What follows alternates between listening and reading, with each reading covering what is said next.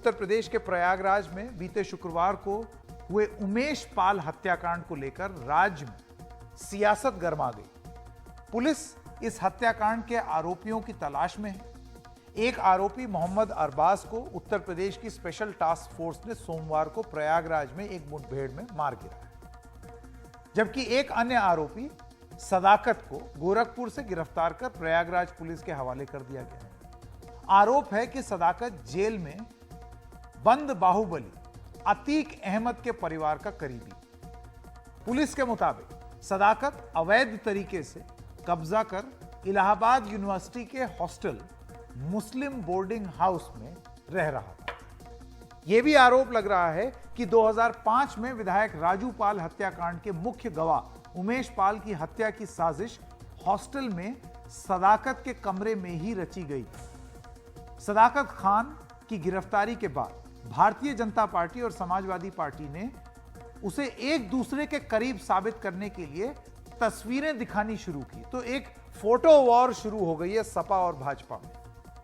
पहली तस्वीर भारतीय जनता पार्टी ने सोशल मीडिया में जारी की, जिसमें सदाकत समाजवादी पार्टी के अध्यक्ष अखिलेश यादव से सपा के ही मुख्यालय में हाथ मिलाता हुआ नजर आ रहा है। बीजेपी इस आधार पर यह दावा कर रही है कि समाजवादी पार्टी के अपराधियों से गहरे ताल्लुकात।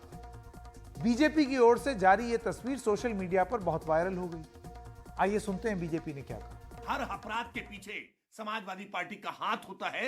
यह केवल राजनीतिक आरोप नहीं है, बल्कि इसके तमाम साक्ष्य दिखाई पड़ते हैं। और जिस तरह से एनकाउंटर में अपराधी के मारे जाने पर तमाम समाजवादी पार्टी के नेताओं के आंखों से आंसू रुक नहीं रहे, स्पष्ट है कि हर आपराधिक घटना के पीछे समाजवादी पार्टी का समर्थन, समाजवादी पार्टी का उनको पूरा आशीर्वाद रहता है। और इसीलिए जब अपराधी पर कार्रवाई होती है, बुलडोजर चलता है, एनकाउंटर होता है, तो दर्द समाजवादी पार्टी को होता है। फिर जवाब सपा की तरफ से भी आया। बीजेपी को जवाब देते हुए समाजवादी पार्टी ने एक तस्वीर अपनी तरफ से जारी कर दी। इस तस्वीर में आरोपी सदाकत खान बीजेपी के पूर्व विधायक और नेता उदय भान कावरिये के साथ बैठा दिख रहा है। इस तस्वीर के आधार पर समाजवादी पार्टी का कहना है कि सिर्फ तस्वीरों से किसी से संबंध होने की बात की पुष्टि नहीं होती, और अगर ऐसा है तो बीजेपी भी सदाकत के साथ मिली हुई है। देखिए, तस्वीर किसी के साथ भी हो सकती है। कल जब हम लोग खाना खा रहे थे तो हमारी तस्वीर मुख्यमंत्री जी के साथ थी, और अगर मुख्यमंत्री जी ने अपने केस वापस न लिए होते तो सोचो आप क्या चला रहे होते। तो आज ये सोशल मीडिया का जमाना है, कोई भी आता है फोटो खिंचवाता है। आपने आधी फोटो देखी, लाने वाला भी उसके अंदर फोटो के अंदर है, जिसने मिलाया वो भी फोटो के अंदर है। अब गिरफ्तार आरोपी सदाकत पेशे से इलाहाबाद हाईकोर्ट का वकील है। पुलिस पूछताछ में पता चला है कि हाईकोर्ट में वकालत की प्रैक्टिस से ज्यादा उसका अपराधियों के साथ उठना बैठना था। आरोप है कि उमेश पाल हत्याकांड की योजना का अंतिम रूप दिए जाने के लिए दूसरे दौर की कई बैठकें मुस्लिम बोर्डिंग हाउस नाम के एक हॉस्टल के कमरा नंबर 36 में सदाकत के कमरे पर ही हुई थी।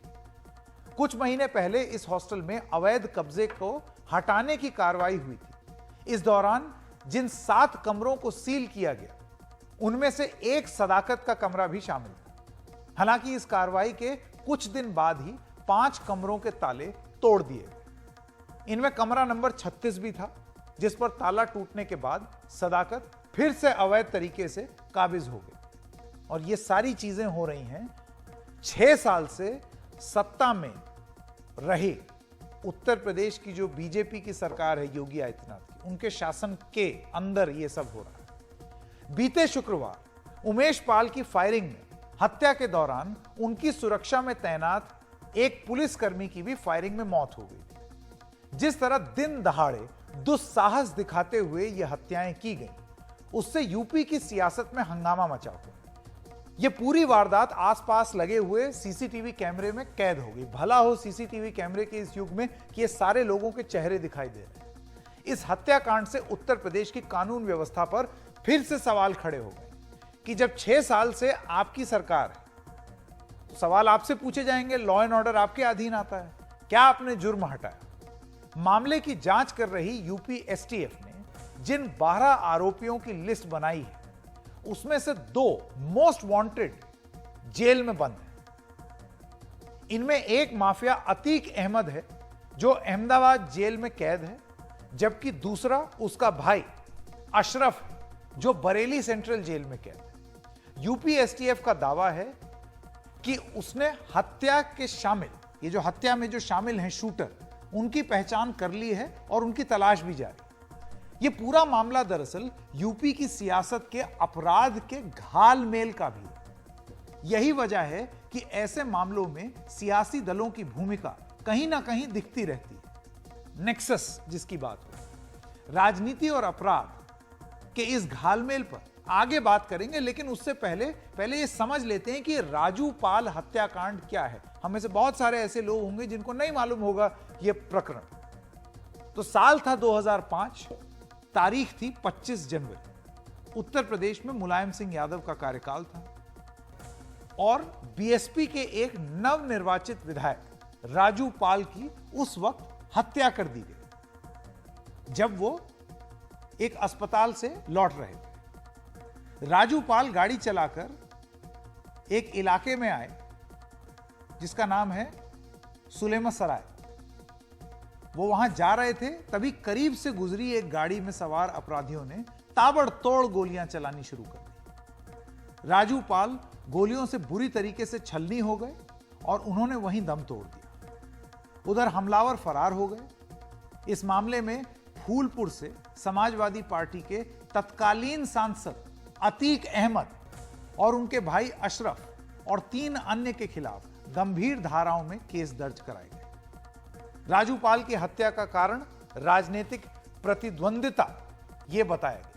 विधानसभा चुनाव में राजू पाल ने अतीक अहमद के गढ़ शहर पश्चिमी में उनके ही भाई अशरफ को चुनाव हराया था। राजू पाल की हत्या से भी राजनीति में अपराधीकरण के आरोपों पर बड़ी चर्चा हुई। अब जब उस केस की सुनवाई अंतिम चरण में थी तो केस के प्रमुख गवाह, मेन विटनेस थे उमेश पाल, उनकी दिन दहाड़े अभी हाल फिलहाल हत्या हुई है, जिसकी तस्वीरें सीसीटीवी में आपने देख ली। पुलिस अब इस पहलू से भी जांच कर रही है कि कहीं यह हत्याकांड गुजरात की जेल में बंद अतीक अहमद के इशारे पर बरेली की जेल में साजिश बनाकर प्रयागराज में अंजाम तो नहीं दिया गया है। अब जो भी हो, जांच में वो पता चलेगा। लेकिन यह तो तय है कि उत्तर प्रदेश की राजनीति का भी अपराध से एक गहरा गठजोड़ है।